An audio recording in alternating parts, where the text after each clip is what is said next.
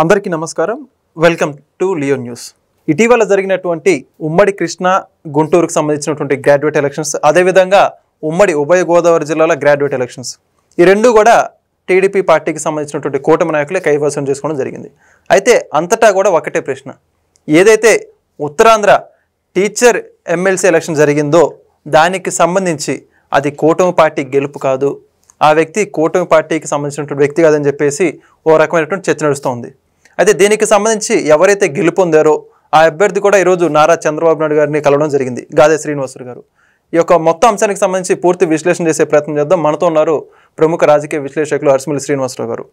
Sir నమస్కారం అండి. నమస్కారం సార్, మొత్తం కూడా ఇప్పుడు ఆ గ్రాడ్యుయేట్ ఎలక్షన్స్ రిజల్ట్స్ వచ్చిన దాని మీద నడుస్తుంది రాజకీయంగా చర్చ అంతటా కూడా. ఆలపాటి రాజా గారు, మరోపక్క పేరాబత్తుల రాజశేఖర్ గారిని నారా చంద్రబాబు నాయుడు గారు పిలిపించి అభినందించడం కూడా జరిగింది. ఇప్పుడు మొత్తం సాక్షి మీడియా కానీ వైఎస్ఆర్సీపీ నాయకులు వీళ్ళందరూ కూడా ఒకటే క్వశ్చన్ చేస్తూ ఉన్నారు కూటమిని. అసలుకి ఏదైతే ఉత్తరాంధ్ర టీచర్ ఎలక్షన్ ఉందో మీ వ్యక్తి కాదు, తెలుగుదేశం పార్టీ నాయకులు కూడా ఒక అంతర్గతంగా ఒక చర్చ నడుస్తుంది. మనం కూడా మరీ గెలుపు ఇక్కడ ఓడిపోయాం, దీన్ని బట్టి ఆలోచనలో పడ్డారు వీళ్ళందరూ కూడా. మొత్తంగా ఎలక్షన్ గురించి, ఆ రిజల్ట్స్ గురించి మీరే ఉంటారు. ఇప్పుడు first of all teachers MLC అనేటువంటిది పార్టీలకు అసలు సంబంధం లేదండి. ఓకే, మద్దతు ఇస్తారు పార్టీలు. కూటమిలో పార్టీలు ఉమ్మడిగానే ఇవ్వచ్చు, విడివిడిగా కూడా ఎవరి కాలతలకు ఇచ్చుకుంటారు. అది వాళ్ళ పార్టీ బేసే కాదు. ఫస్ట్ పాయింట్, వాళ్ళు సంఘాల పరంగా పోటీ పడతారు. ఏపీటీఎఫ్, యూటీఎఫ్, పీడీఎఫ్, లేకపోతే పిఆర్టీయు, ఇలా ఉన్నాయి సంఘాలు, ఉపాధ్యాయ సంఘాలు. ఓకే, అందులో చాలా బలమైన సంఘం ఏంటంటే UTF, United teachers front. APTF అంటే ఆంధ్రప్రదేశ్ టీచర్స్ ఫ్రంట్, ఏపీటీఎఫ్, ఇలాగనమాట. అందులో సాధారణంగా యూటీఎఫ్ గెలుస్తూ ఉంటుంది, ఎందుకంటే ఎక్కువ మంది సభ్యులు ఉంటారు. నాకెందుకు తెలుసు అంటే, మేము ఒక 30 ఏళ్ల క్రితం వాళ్ళకి ఒక వర్క్ చేసాం, డైరీలు, క్యాలెండర్లు లాంటిది ఏదో ఒక వర్క్ చేసాం. ఓకే, ఈ యూటీఎఫ్ 2,50,000 క్యాలెండర్లో డైరీలు వేయించుకుంటే వీళ్ళు లక్ష వేయించుకున్నారు. అంటే సభ్యులు ఇప్పుడు పెరిగారేమో తెలియదు, కానీ అప్పటికే చాలా బలమైన యూనియన్ అది. కాబట్టి వాళ్ళకి ఎవరైనా రాజకీయ పార్టీలు మద్దతు ఇవ్వచ్చు, వాళ్ళు రాజకీయ పార్టీల మద్దతు కూడా అడగచ్చు. వాళ్ళకి సంబంధించిన వాళ్ళే టీచర్సే వేయాలి అందులో ఓట్లు వేసారు. ప్రతి టీచరు ఏదో సంఘంలో ఉంటాడు, అర్థమైందండి. కాబట్టి ప్రత్యేకించి ఎవడో కూడా ఓటు బ్యాంక్ అనేటువంటి స్పష్టంగా ఉంటుంది అక్కడ. ఇప్పుడు టీడీపీ వాళ్ళన్నా మంది ఓడిపోయిందని బాధపడక్కర్లేదు, లేకపోతే అవతల వాళ్ళు కూడా టీడీపీ ఓడిపోయిందని చెప్పక్కర్లేదు, కూటమి ఓడిపోయిందని చెప్పడానికి హక్కు లేదు. ఎందుకంటే వీళ్ళు ఏదన్నా అనుబంధ సంస్థ ఉంటే, వీళ్ళకి కూడా టీచర్స్ అనుబంధ సంస్థ, దాని మీద నిలబడి ఓడిపోతే వీళ్ళు. ఇప్పుడు తెలంగాణలో క్రమంలో టీఎన్టీయూసీ గెలిచింది, బ్రహ్మాండంగా ఘన విజయం సాధించేది. ఇక్కడ బీజేపీ, బీఆర్ఎస్, కాంగ్రెస్ వీళ్ళందరినీ దాటి తోసిరాజని భయంకరమైన మెజార్టీతో గెలిచారు. అలాగని చెప్పేసి తెలంగాణ గవర్నమెంట్ మారిపోవాలి, రేపత్రాలు కూర్చోబెట్టాలంటారు ఎవడన్నా, వాళ్ళ మీద వ్యతిరేకం ఉందని అంటారా? అనుబంధ సంఘం అది. అక్కడ ఆ పాకెట్లో బలం, వాళ్ళు గెలిచారు. అలాగే ఈ టీచర్స్ యూనియన్లో వాళ్ళే గెలుచుకుంటారు తప్ప, ఇప్పుడు టీడీపీ నుంచి ఒక మంత్రి గారు వెళ్ళి నిలబడితే కూడా అక్కడ నగరం, అర్థమైందండి. అది సెపరేట్. కానీ వీళ్ళు కూడా, టీడీపీ వాళ్ళు కూడా 2 ఎమ్మెల్సీలు, పట్టభద్రుల ఎమ్మెల్సీలు రికార్డు సృష్టించారు. వాళ్ళు ఆ విషయం తెలియట్లేదు వాళ్ళకి. గత సంవత్సరాల క్రితం అప్పుడు 3 ఎమ్మెల్సీలు గెలిచారు, పట్టభద్రుల ఎమ్మెల్సీలు.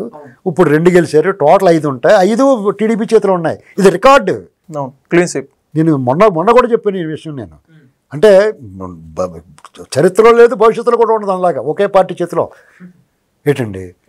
అలాగా దాన్ని ఎంజాయ్ చేయడం మానేసి, కోతిలాగానే శనగపప్పు కింద పడిపోతే చేతిలో ఉన్న శనగపప్పు పడిచి కింద పడిపోయి నేను బదల కోసం చూస్తుంది కోతి, అలా అనుకుంటున్నారు అందరూ. ఇప్పుడు పోనీ అయినా అలాగే అనుకుందాం, టీడీపీకి సంబంధం లేదు. మరి ఆయన డైరెక్ట్గా ప్రెస్ మీట్ ఒక వీడియో చేసి పెట్టాడు, కూటమి పార్టీలు నాకు సపోర్ట్ చేసి వాళ్ళే గెలిచానని డైరెక్ట్గా వీడియో పెట్టాడు. ఎవరైతే గెలిచాడు, గాదే శ్రీనివాసులు నాయుడు. చూసారా వీడియో మీరు? చూసాను. ఈరోజు ఇవాళ బాబు గారి దగ్గరికి వచ్చి మామూలుగా వంగవచ్చు, కానీ బాగా వంగిపోయాడు ఏంటండి. మరి ఇప్పుడు తలెక్కడెట్టుకుంటా రాజేంద్ర అన్నాడు రాజశేఖర రెడ్డి గారు. అలాగే వీళ్ళు తలెక్కడెట్టుకుంటారు, ఇలా మాట్లాడిన వాళ్ళు అందరూ ఉన్నాయి. ఇక్కడ ప్రజాభిప్రాయము, విద్యావంతులు, చదువుకున్న పట్టభద్రులు 2023 జనవరి ఫిబ్రవరి నాటికి పరిస్థితికి, 24 మే నాటి పరిస్థితికి, 25 మార్చి నాటికి ఏమీ వ్యత్యాసం లేదు అని చెప్పి స్పష్టత వచ్చింది. జగన్మోహన్ రెడ్డి నుంచి అవాళే కాంట్రీని చూపడానికి అంటాం కదా, అలా అన్నారు. అప్పుడు మొన్న ఉమ్మారు, ఇప్పుడు మళ్ళీ రెండోసారి ఉమ్మారు. వాళ్ళకి సిగ్గులేక తుడిచేసుకుని రోడ్డు మీద వచ్చి మాట్లాడుతున్నారు వాళ్ళు. అర్థమైందండి? ఇంతకన్నా ఏం చెప్తాం? అతను ఏకంగా చంద్రబాబు గారు భాషను సవరించేస్తున్నాడు. ఎంతకు తెగించారు బ్రహ్మానందం అంటాడు కదా, ఎంతకు తెగించారు రా బాబు అని. లేకపోతే చంద్రబాబు గారు భాషను ఇతను సవరించడం ఏంటండి? సప్త సముద్రాలు ఈదినట్టు మురికి కళ్ళ పడిపోయినట్టు చంద్రబాబు గారు ఈయన బారిన పడిపోయాడు. చాలా దురదృష్టం అది. 4 సార్లు ముఖ్యమంత్రి చేసిన ఘనత గౌరవం కంటే కూడా జగన్మోహన్ రెడ్డి లాంటి పచ్చడి ఉన్నాడంటే మీ మీ మీ మీ వియమైన కయమైన సరిజోడి ఉండాలండి. ఖచ్చితంగా అతను సరిజోడి ఉండాలి, అతను తగ్గవాడు ఉండాలి. జగన్మోహన్ రెడ్డి అంటే పనికిమాలోడు తగిలాడు ఆయనకి.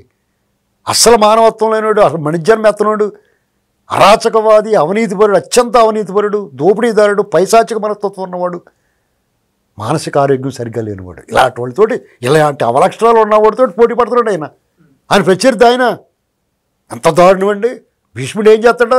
సెకండ్ నుంచి చూడగానే చిచ్చి నేను యుద్ధం చేయని వెళ్ళిపోతాడు. అలా చేసే అవలక్షణాలతో ప్రవర్తిస్తున్నాడు. లేకపోతే ఆయన భాషని, నీ భాష చాలా బాగుందా, లెంగ్దీకి వచ్చినట్టు 10 మాటలు మాట్లాడమంటే మాట్లాడలేవు. నువ్వు అసలు టోల్ మెటీరియల్ నువ్వు. ఇలాంటి పరిస్థితులు మనం ఏం చెప్పుకుంటామండి? ఇలాగే అసెంబ్లీ ఇప్పుడు మొన్నటిదాకా అసెంబ్లీ కౌన్సిల్లో మేము సూపర్ అన్నారు. ఇవాళ ఏమైంది? వరుస పెట్టి ఖాళీ అయిపోతూ ఉన్నాయి. ఉన్నవాళ్ళు కూడా ఎప్పుడు రెడీ అంటే దూకేస్తారు. బొత్స సత్యనారాయణ గారు కొన్నాళ్ళు పోయిన తర్వాత ఎవడో ఉన్నాడు వెనకాల, నేను కూడా వచ్చేస్తాను మీతో పాటు అంటాడు. ఏంటండి ఇక వాళ్ళు రాసిబట్టి స్కూల్ మూసేస్తే బెటర్ వాళ్ళు. ఎందుకంటే అతను లైఫ్ టైం అచీవ్మెంట్. ముఖ్యమంత్రి అవ్వాలనుకున్నాడు, అయిపోయాడు. ఎప్పటిగా కంటైనర్లు సొమ్ము అపరిమితమైన సొమ్ము సంపాదించాలని కూడా సంపాదించాడు.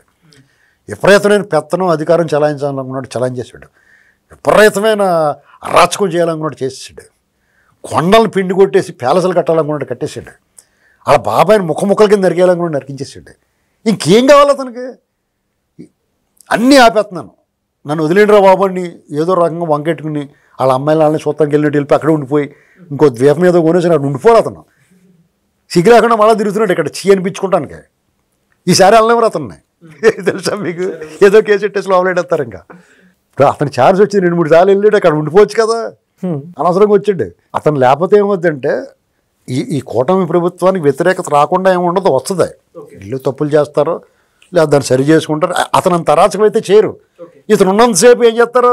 ఇతనితో పోల్చుకుంటారు తప్ప ఇంకేమన్నా పోల్చుకోరు. ఇతను చూడగానే భయం వేసేది అందరికీ, బాబు వీడు మళ్ళీ వచ్చాడు రా బాబుని. ఇతను బయటికి రానంతకాలం వీళ్ళు కొట్లాడుకుంటారు. అతను బయటకు వచ్చినా వీళ్ళందరూ కలిపి పని కొడతారు. అంతే సింపుల్, ఒకటే అక్క. అతను నిజంగా ఈ కూటమిని ఓడించాలి లేకపోతే వీళ్ళ మీద పగ సాధించాలనుకుంటే అతను ఏం చేయాలంటే ఈ దేశం విడిచిపెట్టి పోవాలి, దాక్కోవాలి, ఎక్కడికన్నా పోయి, లేకపోతే ఇంట్లోనే దాక్కోవాలి బయట రాకుండానే. ఎవరైనా తిట్టుకున్నా అతను అలాగే ఎవరేం చెప్పినా ఎండ కదా, ఎవరంత రమ్మని డురిచ్చుకుంటున్నా కానీ రాకూడదు. వాళ్ళు ఏం చేస్తున్నారు అనుకుంటున్నావు? కూటమి వాళ్ళు చాలా మేధావులు వాళ్ళు. నువ్వు రారా బాబు అంటున్నారు, ఎందుకు అనుకుంటున్నావు? అసెంబ్లీకి వచ్చాడనుకో అతను ముఖం చూడగానే ప్రజలకు ఎకారం వచ్చేద్ది. వాడు బాబు మళ్ళీ రానివ్వకూడదురా బాబు అని ఎప్పుడు ఓటేరు వాళ్ళకి. ఓకే, అది తెలుసుకుని రావట్లేదు. సిగ్గే ఇతనేటి ఆ ఉద్దేశంతో మాట్లేదు, వీళ్ళు ఎదుర్కోలేక రావట్లేదు. గుండె ధైర్యం ఉండాలండి. అక్కడ చంద్రబాబు నాయుడు గారు ఒక్కడనే చేసి ఒక్కడే నిలబడ్డాడు, మొత్తం అందరినీ సస్పెండ్ చేస్తే ఒక్కడే నిలబడి సమాధానం చెప్పాడు వాళ్ళకి. వీళ్ళకి ఆ దమ్ముందా? వీళ్ళు పులి సింహాలని చెప్తారు సిగ్గు లేకుండా. అసెంబ్లీకి రావచ్చు కదా, 11 మంది ఉన్నారు కదా, నువ్వు ఒక ఎమ్మెల్యే కదా, నీ నియోజకవర్గానికి సమస్యలు మాట్లాడాలి కదా, రాష్ట్ర సమస్యలు కూడా మాట్లాడాలి కదా. నీకు వచ్చిన సమయాన్ని ఇప్పుడు ఆంజనేయ రెడ్డి గారు ఒక మాట చెప్పాడు, మీ 11 మంది ఎమ్మెల్యేలకి 11 రెళ్ళు ఇచ్చాడు నిమిషాలు, 22 నిమిషాలు, 22 నిమిషాలు నువ్వే మాట్లాడుకో, నేను ఎవడొద్దన్నాడు? వాళ్ళు నీకు అక్కడ దొబ్బలేక బయటకు వచ్చి మాట్లాడుతున్నాడు. అక్కడ అనగానే ఆగాడి నుంచి అని చెప్పేస్తారు వాళ్ళు. ఏంటండి అంత పిరుకోడండి అతను. మనం అనుకున్నట్టు ధైర్యవంతుడు ఏం కాదు, క్రూరుడు, క్రూర మనస్తత్వం. అతను చిన్నప్పటి నుంచి తూనీగలకి రెక్కలు కట్ట తీసేసిన మనిషి అతను. గుండు సూదించుకుని చేమలు పొడిచినవాడు అతను.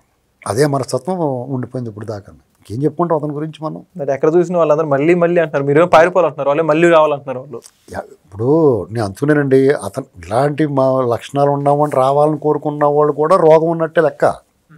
ఇంత అరాచకం చేసాడు, దుర్మార్గం చేశాడు. ఇతను లేడనుకో వాళ్ళ మనసు మారదు, ఇంకొకరిని రమ్మని కాంగ్రెస్ పార్టీని రావాలని కోరుకుంటారు, లేకపోతే ఇంకొకరిని రావాలని కోరుకుంటారు. వాళ్ళ మనుషులు కూడా పాడైపోతుంది ఇతని వల్ల. ఎంత దుర్మార్గంగా ఉండరు వాళ్ళకి. ఇప్పుడు కరోనా మెయిన్ పేషెంట్కి ఆడి ద్వారా వచ్చిన పేషెంట్ కొంచెం తగ్గుద్ది కదా, అలాగా ఇతను మెయిన్ వైరస్ ఇది ఎల్లి కొలిది తగ్గుద్ది కదా వైరస్. అసలు ఈ వైరస్ లేకుండా ఇంకో దేశం పోయిందనుకో మిగతా వాళ్ళు తగ్గుతుంది కొంచెం. కొత్తగా అంత పైశాచికత్వం ఉండదు వాళ్ళకి. బాబోయ్ మనకి ఎవడ లీడరా బాబు అనుకుని జాతకం ఉంటారు వాళ్ళు. అది పరిస్థితి. చూద్దాం సార్. మరి ఖచ్చితంగా జగన్మోహన్ రెడ్డి గారు నిజంగా మీరు చెప్పినట్టు పక్క దేశాలు పారిపోతారు, ఆయన ప్లాన్ ప్రకారం ఇప్పుడు పారిపోతాం కూడా లేదు. ఇప్పుడు పారిపోయినవారు ఇంకా టైం దాటిపోయింది. 6-7 నెలలు వదిలేసినట్టు పారిపోవాలా. ఇటు తగుదిన అమ్మాయిలు ఏమంటలేదు కదా అని వచ్చేసాడు. వాళ్ళు ఏం చేస్తారనుకుంటున్నారు. ఇప్పుడు నక్కలు ఏం చేస్తారు తెలుసండి, పీతలో నక్కలు ఉన్నారు పొలాల్లోని, వరి పొలాల్లోని పీత బొక్కలు ఉంటాయి. అవన్నీ బయటకు వచ్చేసి తిరుగుతూ ఉంటాయి. నక్కలేమో పీతలు తింటానికి వస్తాయి. అవి వచ్చినప్పుడు నక్కలు వచ్చినప్పటికి లోపల దాక్కుంటాయి, ఆ బొక్కల్లో పోతాయి, పీత బొక్కల్లోకి. అవి ఏమో అటు ఇటు తిరుగుతాయి, దొరకవు. అప్పుడు అవి ఏం చేస్తాయంటే తోకెడతాయి అందులోని. అది ఏటో పట్టి వచ్చిందని అది పట్టుకుంటాయి, పీత లడక్కని తీసి నోట్లో పడేసుకుంటారు. అలాగే వీళ్ళు ఏమనుకుంటూ ఊరుకున్నారు 6 నెలలు 7 నెలలు. వీళ్ళు ఏమంటది కదా అని చెప్పి రోజా మాట్లాడేస్తుంది, లేకపోతే దుబాడు సీన్ మాట్లాడేస్తున్నాడు, పెదిరెడ్డి మాట్లాడేస్తున్నాడు, బెదిరిచ్చేస్తున్నాడు, వార్నింగ్లు ఇచ్చేస్తున్నారు, జగన్మోహన్ రెడ్డి వార్నింగ్లు ఇచ్చేస్తున్నారు. ఇప్పుడు కోటింగ్ స్టార్ట్ అయింది కదా, ఏంటండి వరుస పెట్టేస్తారు అందరూ. పివి సునీల్ కుమార్ ఇలా బెదిరించాడు అతను కూడా. పైగా పక్క రాష్ట్రం నుంచి ఇంకొక ఐపీఎస్ చేత, మాజీ ఐపీఎస్ చేత మాట్లాడుతున్నాడు. వీళ్ళందరినీ రెండు బాబు అని చెప్పి తీసుకెళ్ళి కూర్చోబెడతారు. ఇంతే ఒక్కసారి లోపలికి వెళ్ళారు ఇంకా ఎంటర్ తిట్టి రాగన్నా వెనక్కి కొత్త ఉండదు, వెళ్ళటమే కానీ రావటం ఉండదు. ఇంకా అంటే పీటీ వారింట్ల పేర్లు శ్రీకాకుళం నేను చాలాసార్లు చెప్పాను మీ దగ్గర. అవునండి. శ్రీకాకుళం నుంచి అనంతపురం దాకా, ఇచ్చాపురం నుంచి కుప్పం దాకా వీళ్ళ మీద కేసులు నమోదవుతాయి, ఇలా పెట్టండి అని కూడా చెప్పి సలహా ఇచ్చాను వాళ్ళకి నేను.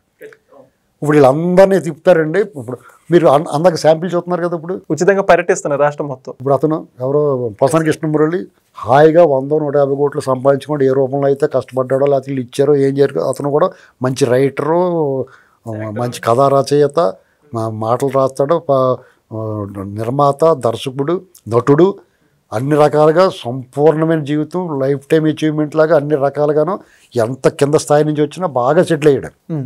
అది ఇప్పుడు ఏమైంది పరిస్థితి, నీకు తలని నేలలేసి కొట్టుకోవడం కదా అంతా. నీకు వచ్చిన సంపదన నరమంత్రపు సిరి, నరం మీద కురిపిలాడుతుంటారు. ఆ నరమంత్రపు సిరి నేను నిలబడిన ఇవ్వలేదు, నీ నోటికి వచ్చినట్టు మాట్లాడేలా చేసింది. నీ నోరే నీటికి నాచు తెగులు, నోటికి మాట తెగులండి. ఒళ్ళు దగ్గర పెట్టి మాట్లాడాలి. మేము మాట్లాడతాం, మీలాంటి అక్రూరుడు, దుర్మార్గుడు, నీచుడు, నికృష్ణుడు, అరాచకవాది అధికారులు ఉన్నప్పుడే దమ్ముగా ధైర్యంగా మాట్లాడాం. ఇప్పుడు మాట్లాడతాం వీళ్ళు తప్పు చేస్తే. మీరు ఎందుకు పారిపోతున్నారు, బాబు తప్పు అయిపోయిందని మాట్లాడుతున్నారు. అప్పుడు ఎందుకు మాట్లాడారు, దమ్ముంటే అప్పుడు ఎలా మాట్లాడారు, ఇప్పుడు అలా మాట్లాడండి. లేదా వాలంటరీకి లొంగిపోండి. అప్పుడు తప్పు చేసామని వాలంటరీకి తప్పు చేసి పోలీసులకి రమ్మనకుండానే వెళ్ళిపోయి విచారణ మీరే వెళ్ళిపోండి, వాళ్ళకి సిరాకు వచ్చి పంపమంటారు మిమ్మల్ని. అంతేగాని ఊరికే దాక్కుంటాం, ఇలా చేయటం, బెదిరింపులు, వార్నింగ్లు ఇవ్వటం ఎవరినే వదలరండి. ఒకరోజు అటు ఇటు అవుద్ది అంతే. లోకేష్ ఆయన మాకోసారి చెప్పాడు, మేము అడిగాం ఏంటంటే ఎలా వదిలేస్తున్నారు ఏంటంటే, నిజంగా అడిగాం మేము. అడిగితే ఎవరిని వదలమని చెప్పాడు. ఒకటే నిన్నగాక మొన్న కూడా మళ్ళీ చెప్పాడు. వాళ్ళు ఏం చేస్తే మంచి టేకుమానికి వాసం మీకు దగ్గొడితే మళ్ళీ ఇతలు లాగలేం కదా, అలా ఫిక్స్ చేస్తారు వాళ్ళని.